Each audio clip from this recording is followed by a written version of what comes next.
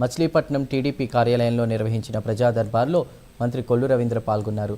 ప్రజల నుండి నేరుగా అర్జీలు స్వీకరించి తక్షణమే పరిష్కార చర్యలు చేపట్టాలని అధికారులను ఆదేశించారు. ఎంఎస్ఎంఈ కింద ఉద్యోగ ఉపాధి అవకాశాలు కల్పించేందుకు కృషి చేస్తున్నామని తెలిపారు.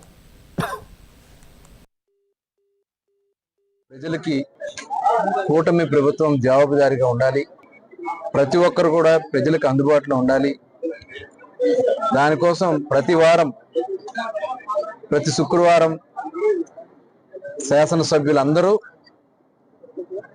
వారి నియోజకవర్గాల్లో ప్రజల నుంచి అర్జీలు స్వీకరించుకుని ఆ సమస్యలు పరిష్కారం చేయడానికి కార్యాచరణ చేసుకున్నాం.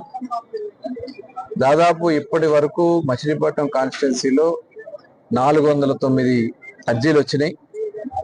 వివిధ డిపార్ట్మెంట్స్ సంబంధించినటువంటి అర్జీలన్నిటి కూడా ఆన్లైన్లో అప్లోడ్ చేసుకుని అవన్నీ కూడా కన్సర్న్ డిపార్ట్మెంట్స్ పంపించడం, వారి నుంచి ఆ సమస్య పరిష్కారం చేయడానికి చర్యలు తీసుకుంటున్నాం. ఇప్పటి వరకు ఇంకా పెండింగ్ వచ్చి 57 ఉన్నాయి. 57లో ఎక్కువ సమయం 3 ఇంకా ఉన్నాయి. ఈ మిగతా అన్ని కూడా విత్ ఇన్ ద లిమిట్ లోనే ఉన్నాయి. 54 సమయం ఉంది. ఆ సమయం ప్రకారం అవన్నీ కూడా పరిష్కారం చేయడానికి కృషి చేయడం జరుగుతుంది. ఈ రాష్ట్రంలో ప్రజలకి కూటమి ప్రభుత్వం.